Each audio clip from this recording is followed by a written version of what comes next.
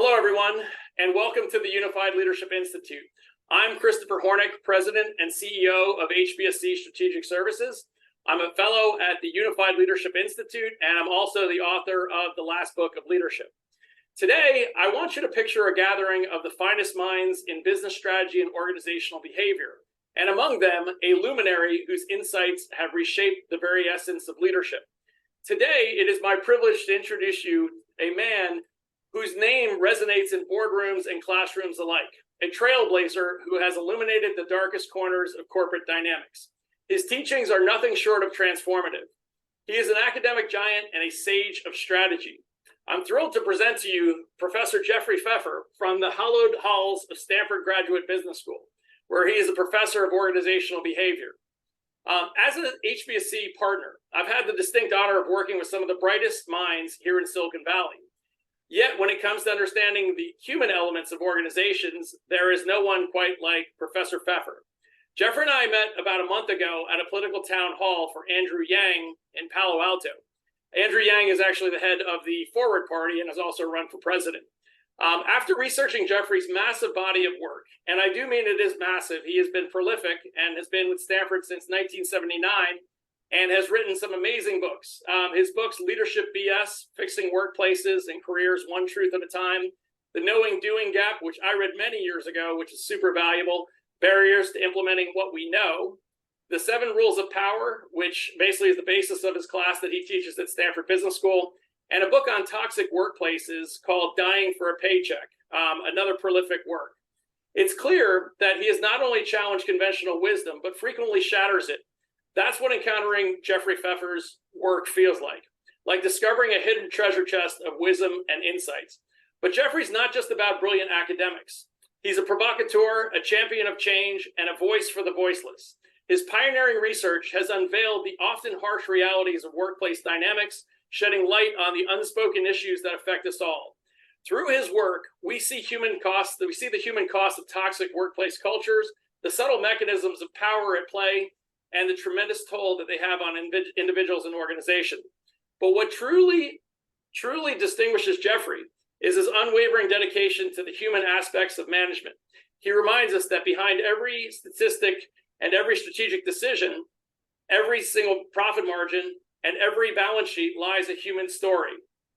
Today, we have the privilege of listening to the wisdom of Professor Pfeffer. So without further ado, I present to you a luminary, a provocateur, and a beacon of change, Professor Jeffrey Pfeffer. Welcome, Jeffrey, to the Unified Leadership Podcast. Chris, it is a pleasure to be with you, and I love the word provocateur. That is awesome. Well, Jeffrey, it's wonderful having you here, and it's an honor. So, you've written a lot of books about power, how to get it, how to keep it, and the cost of having power. Fascinating work, and I have to say, I read probably about 4 of your books within the last 2 months, and absolutely amazing. And in many of your leadership books, you dispel many of the leadership myths and the apocryphal stories of leadership. There's a lot of pundits out there: Simon Sinek, Jim Collins, John Maxwell, who basically have one view of leadership, and you sort of take a counterintuitive approach, but I would say a very realistic approach to that. Can you talk a little bit about some of your favorite leadership myths and sort of the aspects that you dispel?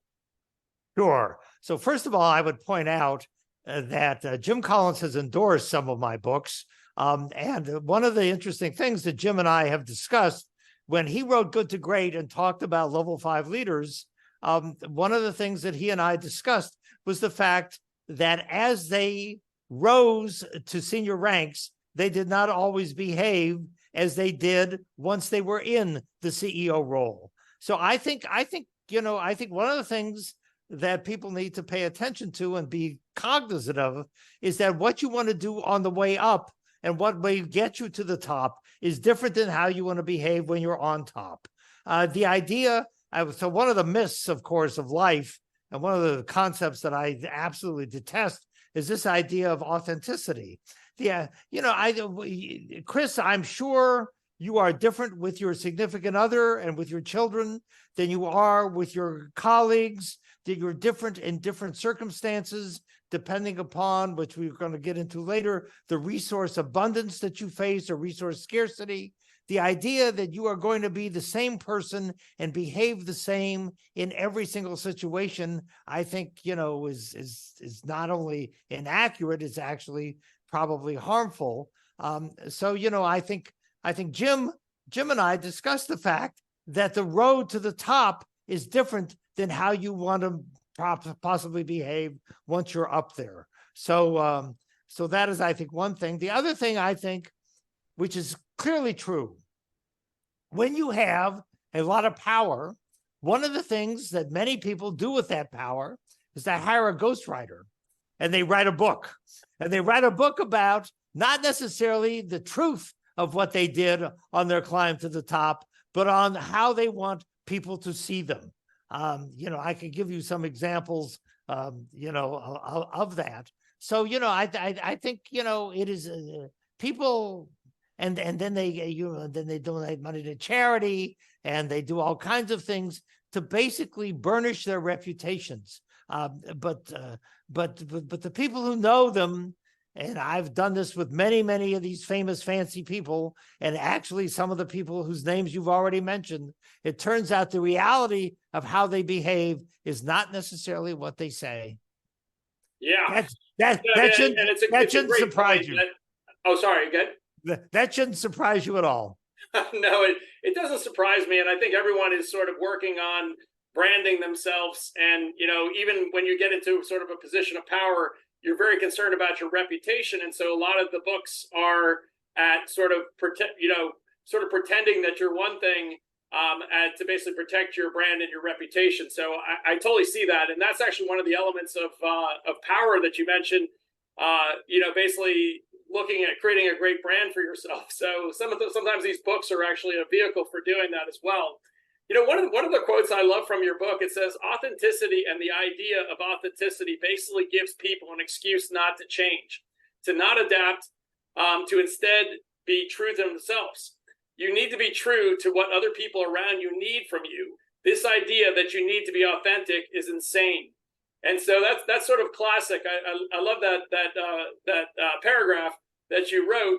And can you talk a little bit about authenticity? I know there's been tremendous number of works out there on authenticity. What's your view around that, if you could elaborate on that? Sure. So I recommend that people read Adam Grant, the famous authors. He wrote a New York Times column some years ago. And the title of the column is "Unless You're Oprah, Be Yourself" is terrible advice. And he talks about the fact that that all of us have thoughts and feelings and whatever that we are better off hiding from other people. If your significant other asks you, do you love me as much as when you first met me 30 years ago? The correct answer is yes. Does this outfit make me look heavy? The correct answer is no. That, there was a study published years ago called Lying in Everyday Life, which says on average, people lie twice a day, and they lie in many instances to maintain relationships. Human resources departments all the time don't go out to all the workers and say, by the way, we've graded you and, on this curve, and your odds of getting promoted are zero, because they'd have too much turnover. So, we do not necessarily disclose things 100% of the time to everybody. We try to manage relationships in ways that smooth out some of the rough edges. Yeah, I agree. I mean, one of the things is sort of relationship capital that you actually accumulate inside an organization. And, you'll basically need to maintain some level of that. And a lot of that's just emotional intelligence. So I 100% agree with you. One thing you talk about is power, and I think your sort of your brand, like at Stanford, is really sort of the power guy who basically knows everything there is to know about power and basically how to manage a career, because you give some great career advice. Why do you think it's so critical for MBAs in particular to understand and be proficient with power? Well, I think not only MBAs, but I think everybody has this belief. Some people have associated this with being an immigrant or whatever, but people, I think, have this belief that their good work will speak for itself. If they do a good job, that will be sufficient. But it is not sufficient. First of all, your boss is busy doing their own thing, and they may not notice your good work. And secondly, what is good work may be defined differently by you or by other people. So therefore, I mean, and moreover, as you rise up in the organization, the people who aren't technically competent are already filtered out. The people who aren't willing to work hard are already filtered out. So as you rise up in the organization, political skills become more important because the other aspects of life, are you smart? Are you technically competent? Those have already been selected for. So when you're at a senior level in the organization, you're surrounded by smart people. You're surrounded by hardworking people. You're surrounded by people who know the business and the industry. So the differentiating factor becomes one's political skill. Yes, no, I agree with you 100%. I think playing politics in organizations, that's sort of a survival skill. And if you really don't have that skill, you'll have many careers anyway today, because basically the tenure of people in organizations isn't lasting very long as it used to. But without that skill, I think it truly is your probability of survival is limited. And it was one of the questions, and I know that you get this question asked quite a bit. It's really around your 7 rules of power. Can you walk us through the 7 rules? And, really, it's interesting that the people that I see in power today, who are the most powerful, they obey these rules. And that's why I think it's so prevalent and so important to basically have these out there for people to embrace. Yeah, well, I thank you for asking that question, because I do love the book, The 7 Rules of Power. So the rule 1 is get out of your own way. I think we are often our own biggest obstacles to having power, because we worry excessively about being liked. Many people suffer from what is called imposter syndrome. We don't believe we deserve the position that we have. We think we're like, at Stanford, people always believe that they're the admissions mistake, which of course they're not. If you don't have confidence in your own ability, other people will not as well. So I think you have to get out of your own way and be willing to do what it takes in order to be powerful. So that's rule 1. Rule 2 is break the rules. I think there is in finance the idea that there is a trade-off between risk and return. No risk, no return. That is true inside of organizations, and it's true for careers as well. If you play it safe and, color inside the lines, you are probably going to do okay, but you're not going to do great. You're not going to go up very high. The companies that reinvent industries and the individuals who reinvent their careers are people who are willing and able to see the essential truths and to get beyond conventional wisdom. And that's true, I think, for both company strategy and career strategy. Rule 3 is to show up with power. We respond mostly to how people sound and how they look. The least important is the aspect, is the content of what they say, believe it or not. And so that, I think, that is very important. Rule 4 is to build a brand. Just as branding is important for products and companies, branding is important for individuals. Individuals need to have a story that they tell, which integrates their life experiences with what they've done and what they hope to do. And if you think about, you think of Barack Obama, for instance, he has a brand. The brand began as a community organizer, somebody interested in promoting social justice, which is, I think, one of the things that characterized, I think, his presidency. I mean, there's all this discussion about Obamacare, but what Obamacare was really about was providing the same health care to every American that the privileged now get. So, so build a brand. Rule 5 is network relentlessly.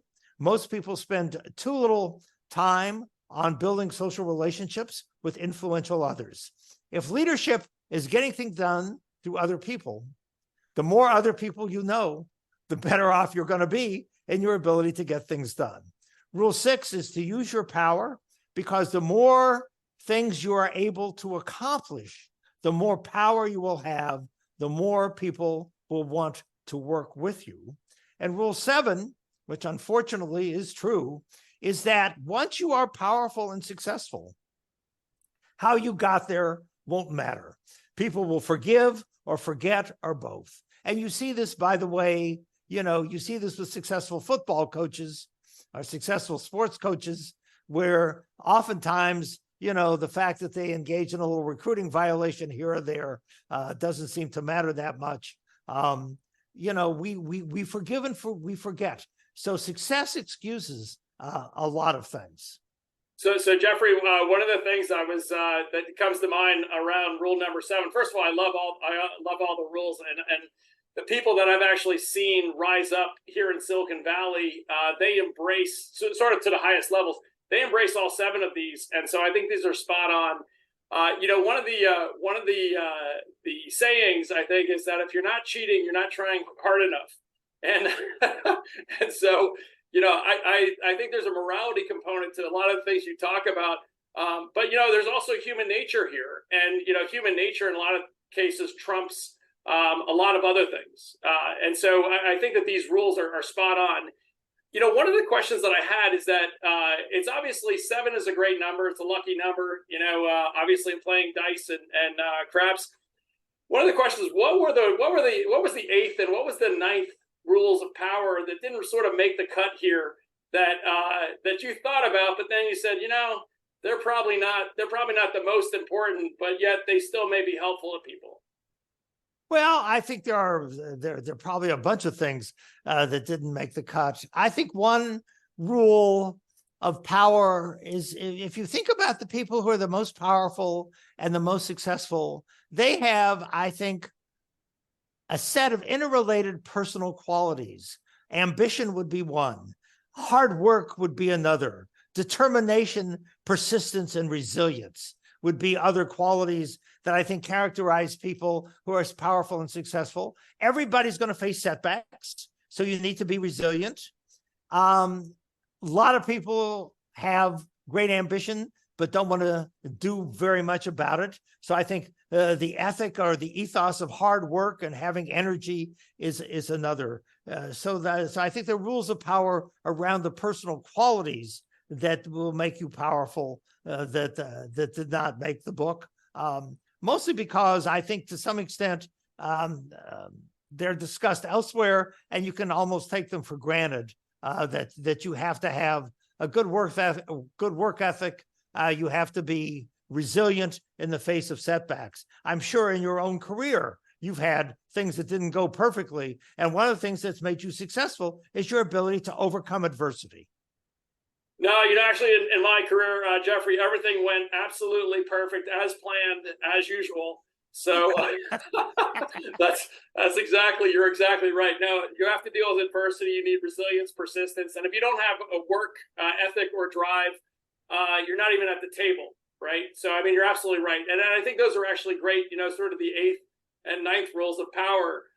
So maybe there'll be an addendum in your book eventually, but still fantastic work. I love the book, and absolutely amazing.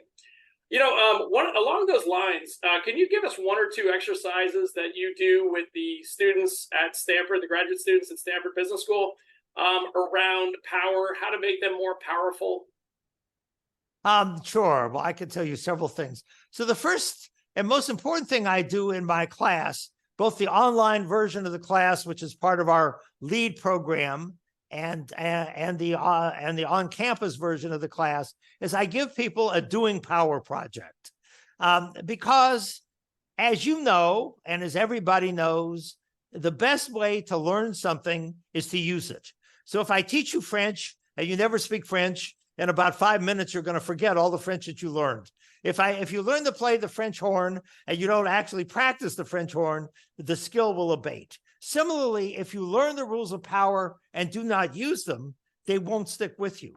So I tell people to do a doing power project, to take some context that may be consequential, or for that matter, maybe just fun, and see what they can do using these 7 rules of power, using what we learn in the class, put it into practice. See if they can get rid of an enemy. See if they can build their brand. See if they can expand their network. See if at the end of, a few weeks, they can have significantly changed their position in the world. And oftentimes the doing power projects are quite successful. So that is probably the most important thing they can do. The other thing I have them do, which is a good exercise, is to try to do an elevator pitch for yourself. People do elevator pitches for their companies all the time. An elevator pitch for yourself, which is this issue of personal branding. Who are you? What do you stand for? And how does your life experience integrate with what you are doing and what you're trying to do? So, and so I think that's another good exercise to figure out, what makes you unique and distinct and uniquely qualified to do the job that you're doing or that you seek to do. Yeah, no, I think it's great. I mean, that definitely goes along with the, create a powerful brand concept, and sort of your actions basically create that louder than the words you speak sometimes. So I totally agree with that. One of the questions that had come up from one of my colleagues was really around Niccolo Machiavelli. So Niccolo Machiavelli, he was actually sort of a philosopher and a sort of political consultant to the Medici in the 15th century and Renaissance. And, he talked about a lot about deception, treachery, and breaking the rules. And it was very interesting to see that sort of breaking the rules is number 2 on your list. Have the rules of power really changed much since the time of Niccolo Machiavelli's writing? And what did Niccolo miss, if anything, in his writings? Well, Niccolo, of course, was a philosopher, not a social scientist. So what he missed was the empirical evidence to support his insights. But beyond that, I would say the rules of power are basically unchanging, and they are surprisingly constant across organizational cultures as well, and across national cultures. And that's because people are people. I mean, the fundamental rules of social psychology, which underlie a lot of this, the idea that people are assessed along 2 dimensions, warmth and competence, which are often seen as negatively related. The idea that people prefer to associate with others who are similar to themselves. Similarity is a basis of interpersonal attraction. I could go down a long list. These are rules that apply everywhere because all humans face basically the same existential issue, which is distinguishing friend from foe and figuring out who's going to win. So right. People are attracted to power around the world. People prefer people who are similar to themselves around the world. It is Susan Fiske, a social psychologist at Princeton, finds that warmth and competence are the dimensions by which we judge other people. So many of the rules of behavior are quite similar because they are actually quite functional in terms of figuring out how to succeed. In this world, you want to know who your friends are, and you want to understand who's going to win so you can align yourself with those people. So yes, the rules of power are quite constant, both over time and across cultures, much to people's surprise. Yeah, I think that is surprising. I think people think that different ethnicities or different countries would actually have different rules, when in fact, sort of the human nature of survival have basically propagated these levels across the globe, right? Yeah. Across all humans. Yeah, and the rules will. I mean, the behaviors will manifest themselves differently. I mean, obviously, if I say to you, almost everybody in the world wears clothing, yes, of course, that's true. The clothing looks different. The decoration is different. Everybody in the world, most cultures have jewelry and ornaments. Now, the ornaments will look different, but the purpose of the ornaments the fundamental idea of ornamentation is the same, though the manifestation of that will obviously be different depending upon where you are geographically. And similarly with power. So the manifestations will differ, even though the fundamental elements of what they're about are the same. Yeah, and it's interesting. I know you actually sort of pointed out some individuals who had thought that sort of the Asian culture might have been slightly different, like in terms of being humble and not sort of adhering to these laws of power. And I think you did a good job of sort of explaining that, in terms of it may look slightly different, but it pretty much conforms to the same laws of power. Yes, I think that's right.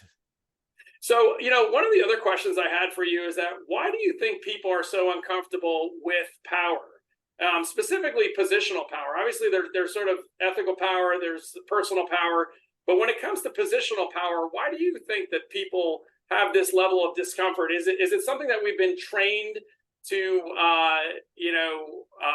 reject, or is it something that's just inherently uncomfortable in our psychology? Well, I'm not sure I have a good answer to that. I can tell you my colleague, Deborah Grunfeld, has teaches a course and has written a book called Acting with Power. And she basically addresses the question that you've asked with the following insight, which is many people, I think, ask themselves, what gives me the right to have dominion or power over others? So hierarchy is on the one hand ubiquitous. I mean, you fish and chimpanzees and gorillas and every species, including obviously humans, are hierarchical. There's hierarchy is ubiquitous in our lives. There's only one president. There's only one school superintendent in each school district. There's only one CEO for the most part. There's only one, there's only one president of Stanford University, et cetera. There's only one department chair, one dean of the medical school, et cetera. So hierarchy is ubiquitous. We wish it weren't so. My friend, the late Harold Levitt, wrote a bunch of stuff on this and talks about how for 50 years we've hoped that the hierarchy will go away. It hasn't. So we are, I think, uncomfortable with the idea of hierarchy. I think we are uncomfortable with the idea that some people have power over other people. We would like to believe that the world is more egalitarian than that. And that makes, I think, people uncomfortable with the idea of power, because we want to believe that we're all just in this together. We're all the same. We're all whatever, even though, of course, all you need to do is open your eyes and you see that that is not true. Right. Yeah, I mean, I think it's sort of ingrained a lot of in sort of schools and teachings and things like that about equality, when in fact there are differences, which I think a lot of people sort of gloss over. In my book, like I basically, in the last book of leadership, I actually postulate that leadership is really about sort of distributing abundance and also about allocating scarcity. And really this notion of people writing about inspirational leadership, that's when there is a great deal of abundance, but no one really wants to focus on sort of the leadership capabilities that are necessary. I think you focus on that when there is allocating scarcity. So I guess the real question there is that, do you sort of differentiate those two times in terms of how leaders need to behave from a social scientist perspective? Well, so first of all, power and politics become more prominent in times of scarcity. When everybody can get everything that they want, then there's no issue of allocation. So allocation becomes more important in times of scarcity, and politics becomes more intense in times of scarcity. In the 2008 financial crisis, I had a bunch of VCs call me and ask me to recommend for them essentially what I would call organizational marriage counselors, people to help them, get along better. As one of them said to me, when the money was rolling in, I could tolerate the bad behavior of some of my partners. When the money stopped rolling in, their bad behavior got on my nerves more. And I think that is a natural phenomenon where you're, when there's plenty of resources everybody gets what they want, and I can excuse this, that, and the other thing is at times of stress and scarcity when the political skills become, I think, much more important. Yeah, and I would agree. And I think that, obviously heading into an election cycle, I think, the political powers that be, typically try to make the economy as good as possible about 6 months before the election, right? So there's kind of a manipulation that goes on at the Fed, and interest rates and prices of gas and everything like that is sort of manipulated to remain in power, which is also of interest. And the other question I was going to ask you is that, so, obviously this class on power at Stanford, what is it called? The Path to Power? That's it. Yeah. The Path to Power is one of the most popular classes that you teach, and it focuses on sort of being a powerful individual. Why is there not a class on sort of wisdom at Stanford? And if there was, what would that look like? Well, I'm not sure what the word wisdom means. I understand what the word power means because I can measure it. I'm not sure how to measure the idea of wisdom. I think wisdom actually comes probably with experience, and wisdom probably comes mostly through having setbacks. I think the most, Reed Hastings, who runs or is now co-running, I guess, Netflix, said that, his prior CEO job prior to Netflix, he would have fired himself. That he, I think you learn a lot. The famous San Francisco politician, Willie Brown, lost the first time he ran for the assembly, lost the first time he ran for speaker. I think you learn from setbacks, you learn from adversity, potentially. You learn what works, you learn what doesn't work, and also setbacks and adversity help you develop your experience. So therefore, I think wisdom comes from having those experiences, having things that don't work, having failures. You see this, by the way, in the biotech world all the time, where failure is expected. If you're going to push the frontiers of science, not every drug development program is going to work. If you're going to push the frontiers of whatever, if you're going to build an airplane, you're going to put that airplane in a simulator, and you're going to stress test all of its components to make sure that they work, under all circumstances. And I think similarly, for individuals, wisdom comes from having a set of reversals and difficulties that cause you to understand, number one, your own capacity to survive. In order to love, you have to have had a broken heart and understand that you can survive it. And similarly, I think wisdom comes from understanding that you can survive setbacks and figuring out how to persist in the face of adversity. Yeah, and I think that's a great point.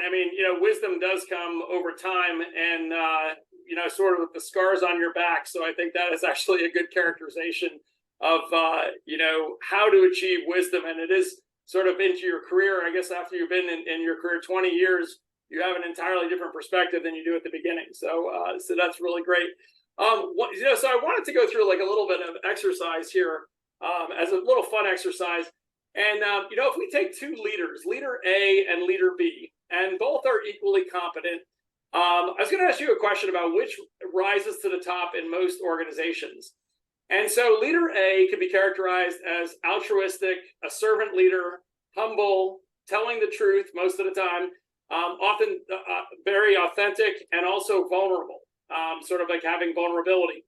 And then leader B is sort of the narcissist, self-interested, maybe self-promoting, using selective deception, inauthentic sometimes, and also coming across as being invincible.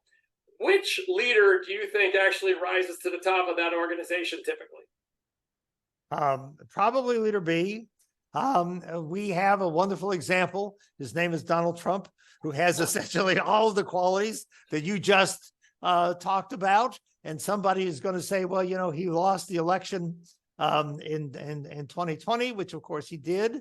Though I would point out that he lost that election but he still got the second most number of votes in American electoral history, and he was elected president.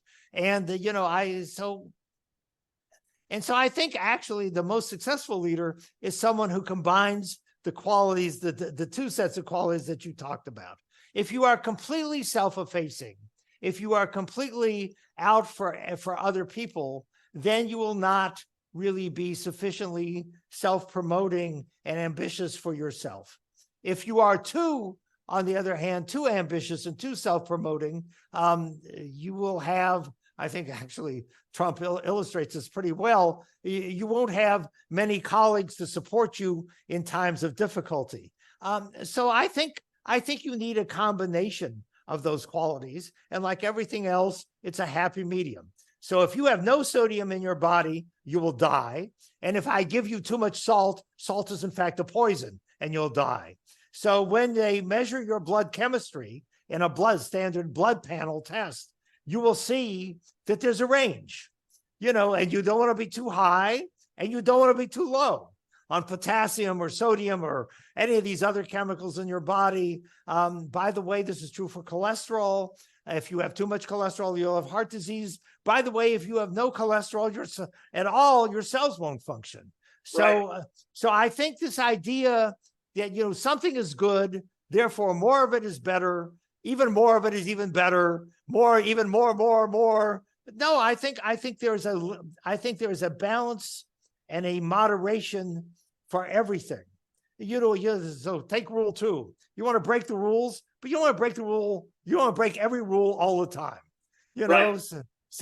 Or you want to network, but you don't want to network every 100% of the time. You want to network enough to build the relationships that will permit you to get things done, but you also want to do things besides networking. So all of these things, I think, come with the idea that there is an optimal amount of them.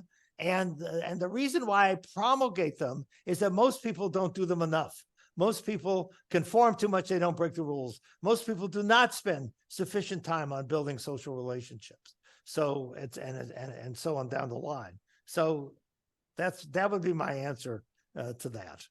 No, I think that you extremely well put, and I definitely like the analogies when it comes to salt and other sort of nutrients and things in our body. That's actually a great analogy.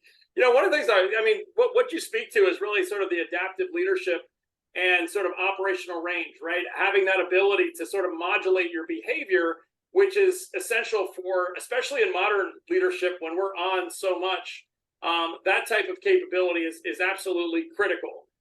So I love the analogy.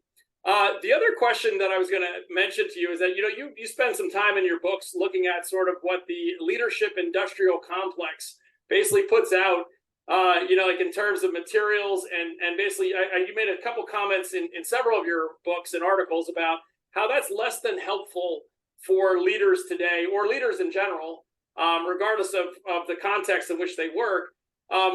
Where is the failing really there happening? And, why is that really happening?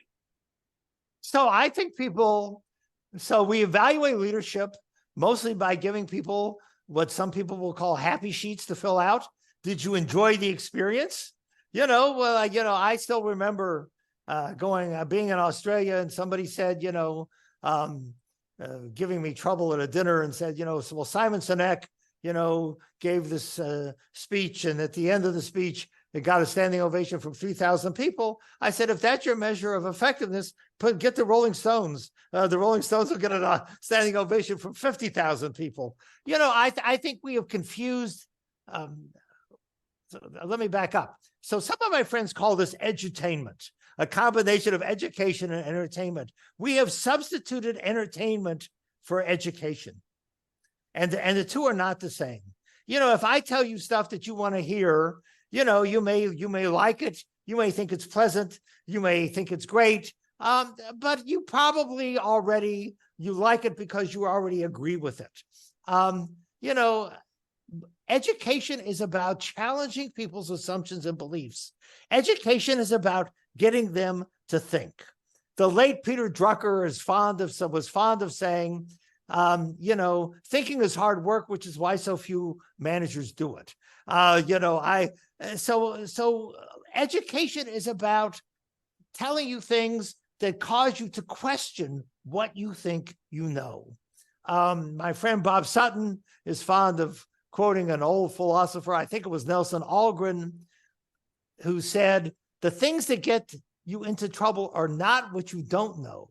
The things that get you into trouble are the things you think you know that turn out to be not so, turn out to be not true. And so education really is a process of getting people to critically evaluate using the best evidence what is true and what isn't. And the leadership industry has been mostly, for the most part, in the business of telling inspirational stories that sometimes are truthful and sometimes are not, to motivate people and make them feel good about themselves and about the speaker. But, right. No, I mean, I think that's a great point. I mean, I think that sort of the inspiration sells. And when people pick up a leadership book, maybe they're not interested in sort of the reality. They really want it to be more of a fictional book, even though it's a nonfiction book. So I think a lot of people are writing, fictional nonfiction books, right? So it's kind of funny. That's absolutely correct. That's absolutely correct. That's absolutely correct. And many of them are called autobiographies. I love it. I totally love it. I was going to ask you a question. So why is not leadership actually taught in the majority of high schools and undergrad situations?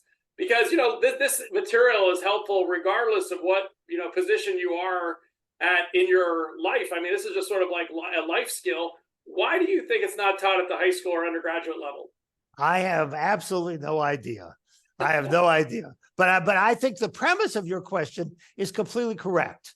I've had people tell me that my classes help them in things outside of their professional life. It's helped them in their personal life. It's helped them in their interpersonal relationships with their significant other. I've had people tell me, say very much the same thing that you've said, that it is really that the power, because power is really ubiquitous in social life.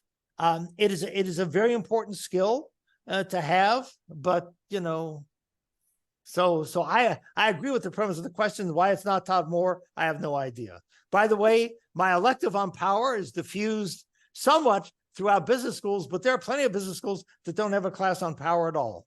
Yeah, no, I mean, I think it's unique. It's certainly a unique offering, and your perspective on it from your books is very unique, I think, in the industry. So I thank you for that. One of the questions that you and I talked about last time we spoke was really around sort of the balanced leadership scorecard notion, and that basically leaders should be evaluated on multiple things. And basically, if we're really not evaluating them across many dimensions, it's really hard to say whether it's really good leadership or bad leadership. And maybe this evaluation of leadership is only valid in the rear view mirror, so to speak. What's your thoughts around sort of having a balanced scorecard for evaluating leaders or understanding leadership better? Well, I'm a big fan. I'm a big fan of that. I think multiple dimensions are better because I think leaders have many impacts. You think about it; they have impacts on the bottom line, and even the bottom line could be measured. Is it the bottom line today? Is it the bottom line, 5 years from now? Is it the bottom line measured by return on sales or return on assets or whatever? And then you can ask, beyond economic performance, what is the effect of the leader on the organization's durability? Collins and Porras, built to last, gets to that. The idea of, have you built an organization which is not only good for today, but but sustainable into the future? And the sports analogy: can you not only sprint, can you do a marathon? I think that's another dimension. And of course, the leader's effects on the people who work in their organization is another, I think, very important dimension. Yeah, I mean, that's a whole other topic, and your book "Dying for a Paycheck" is certainly another topic I'd love to cover with you. One question I have, just to stay on the leadership thing for one more time. One more question. If you look at sort of the role models in leadership today, who are sort of your two favorite leaders? One female, one male. They could be throughout history that you really look to, and you would say that characterizes, exceptional leadership. Who are sort of the role models that you would sort of look at? Well, that's an interesting question because I don't think about it that much. But when I think about when I think about, for instance, leaders of workplaces, one of my role models would be Amir Dan Rubin, who ran One Medical until it was sold to Amazon. He's still running it for the moment. Ran Stanford Healthcare before that, which is Stanford Hospital and Clinics. Was the chief operating officer at UCLA. He, to me, I think, has a wonderful mix of both, pragmatism and also, building organizations which are effective and which take care of their people, and building organizations which are vision oriented. So he's somebody that I certainly think is a very skillful leader, and it'll be interesting to see what he does next after the Amazon purchase of One Medical, which he ran for about 7 years. So I think he's an extraordinarily effective leader. I also admire tremendously Deborah Liu, whose house I think I met you at. Yes. Who was a very senior executive at Facebook, was a senior executive at eBay and PayPal before that, and then has now gone on to become CEO of Ancestry.com. As a Asian American woman, she had to overcome, first of all, a lot of prejudice where she grew up in the South, and overcome a lot of reticence to put herself out there and to be ambitious and to understand that she could, in fact, be an effective CEO. So I really like her balance, again, the balance between, being a caring person, being, by the way, a very religious person. She wears a cross. I mean, she's not just a Christian, but she's a very devoted and devout Christian, but also who understands the pragmatics, having worked at Meta, Facebook, she would understand those very well, to understand the pragmatics of needing to take credit for projects that she ran, which is a story she tells in my class and in her book, and needing to advocate not just for herself, but when you don't advocate for yourself and you're in a leadership position, you are in fact not advocating for your team. Right. And so, so this wonderful balance. So those are two people that come to mind when you ask the question. I love it. That's actually great two individuals, I guess examples of what you talk about in your book, and just sort of like this balanced scorecard for leadership. I think that's a wonderful concept. The other element that I was going to ask you as a last question, because I know I'm taking up a lot of your time, and I appreciate you being so generous. So you've contributed so much to business, leadership, social science in your career. But what would you consider to be your magnum opus or your greatest achievement? Have you created it, or are you in the process of creating it, or do you see that in your future? Well, I hope I'm still creating it. But time will tell. The next book I'm working on is a book on how employers could fix the U.S. healthcare system, which Lord knows needs fixing. So we'll see. No, I think I welcome that. I think you and I had a conversation earlier about healthcare and how it is certainly ailing, and is basically a major cause of issues in our society, even in sort of the healthcare insurance market as well. So yes, that's another topic. But Jeffrey, I want to say thank you, and this has been wonderful chatting with you and catching up. It's always a pleasure to talk to you and hear the wisdom that you impart on the world and on your students. Fantastic, and I look forward to a future conversation with you. Yes. And it's been a pleasure being with you. And thank you so much for having such a wonderful discussion. Thank you, Jeffrey. We'll talk soon. All right. Be well. Bye. Thank you.